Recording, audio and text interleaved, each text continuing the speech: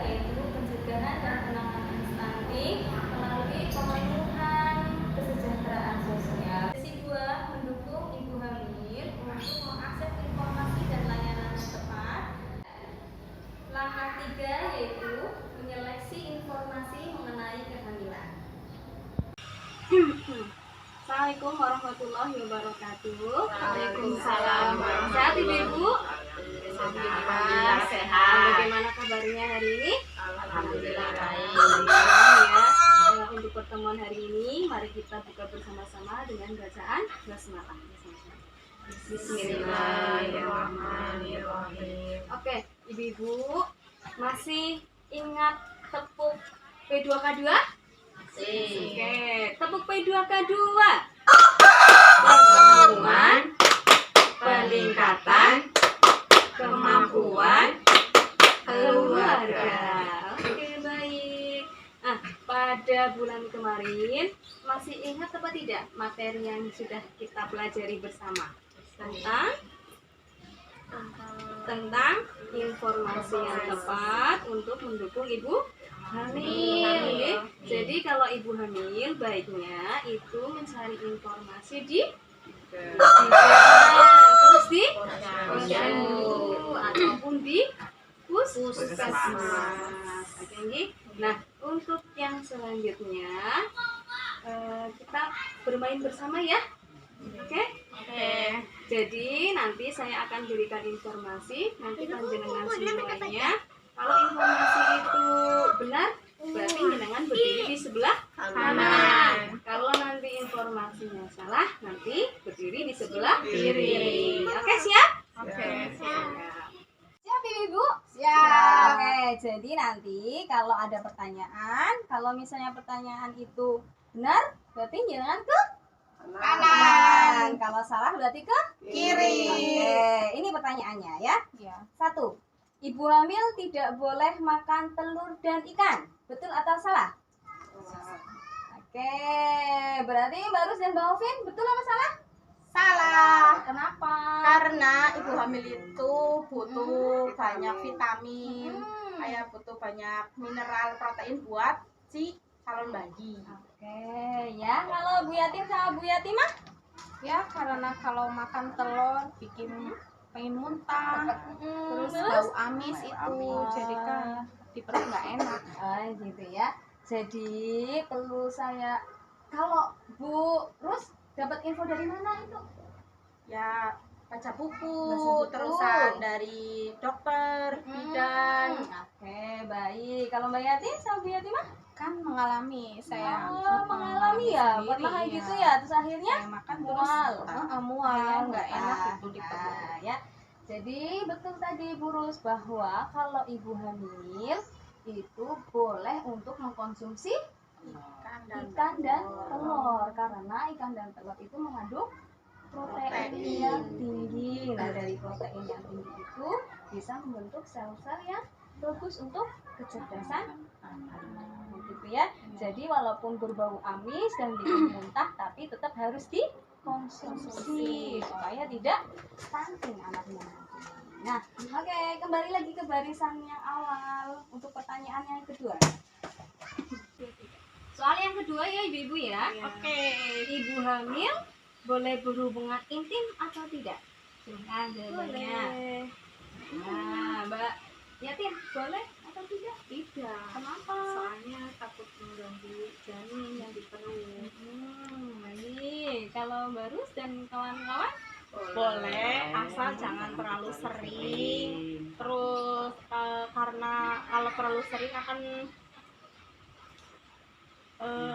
kalau boleh cuman biar mempercepat persalinan. Informasinya dari Bidan. Oke ya. Jadi berhubungan intim ketika hamil itu boleh asalkan jangan terlalu sering. Gitu. Nah, supaya ketika proses persalinan itu pun jadi membuat mudah. Oke, kembali lagi ke posisi. Soal yang ketiga ya ibu-ibu ya. Ibu hamil tidak boleh banyak beraktivitas. Ayo. Nah, coba alasannya apa? Karena ibu hamil apa namanya, kalau lagi hamil jangan banyak beraktivitas karena kan mengganggu si janin. Iya, apa sih namanya ya, jadi gimana sih yang di dalam tuh kayak banyak goncangan, itu kan sangat-sangat tidak baik buat si janin. Kata siapa? Kata bidan. Jadi kalau ibu hamil itu boleh untuk melakukan aktivitas-aktivitas ya, asalkan aktivitas itu tidak terlalu berat, dan boleh untuk melakukan olahraga seperti olahraga hamil, dan jangan lupa untuk selalu konsultasi dengan bidan atau dokter. Oke, terima kasih ya ibu-ibu ya permainannya yang tadi.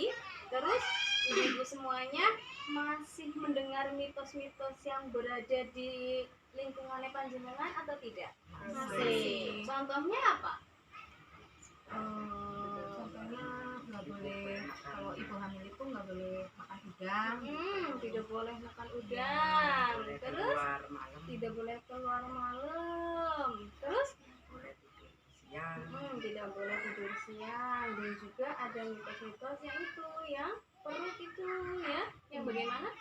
Kalau apa perutnya lancip itu katanya cowok, Iya. kalau yang katanya bulat cewek. Kadang ada lagi yang katanya kalau ibunya kayaknya gimana sih, kayak nggak inilah apa sih, terlalu nggak bersihan gitu katanya cowok. Ntar kalau kelihatannya cantik katanya cewek. Itu gitu, ya. iya. Nah, padahal kalau misalnya ibu hamil kalau makan udang termasuk sumber protein. Nah, itu adalah yang bagus untuk kecerdasan anak, bagus untuk janin. Jadi tetap harus dikonsumsi.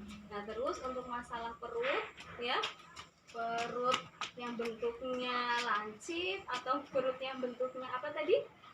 Bulat ya, itu menentukan kelamin. Padahal kalau untuk menentukan kelamin boleh panjenengan lakukan yang namanya USG. Nanti kan kelihatan dari itu laki-laki atau perempuan. Terima kasih ya ibu-ibu ya. Mari kita beri tepuk hebat. Masih ingat tepuk hebat? Ya, Allah masih. masih. Nah, beri kita tepuk hebat. Hebat, hebat. Hebat, hebat. Hebat. Ibu, kesimpulan pada permainan yang tadi bahwa satu, ibu hamil dan anggota keluarga itu perlu bijak dalam memilah dan memilih informasi.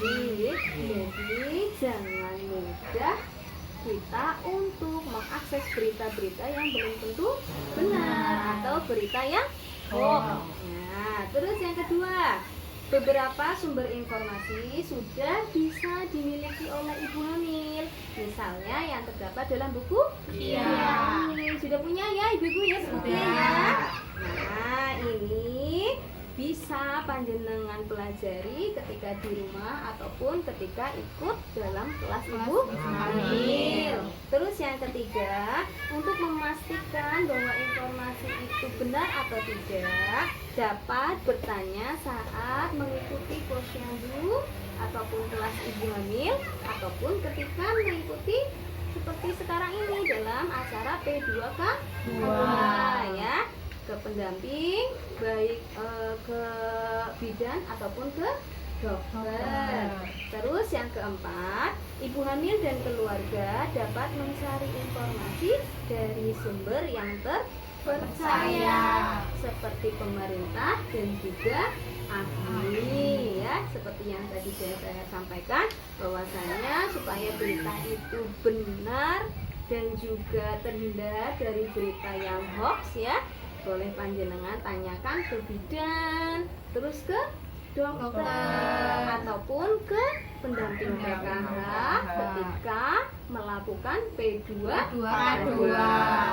Paham ibu-ibu? Paham. Oke. Jadi ibu-ibu silakan ini untuk diisi ya. Ini namanya rencana metaplan ya. Jadi jenengan isi di situ rencana panjenengan setelah kita belajar tentang materi ini hari ini. Oke? Silakan untuk diisi.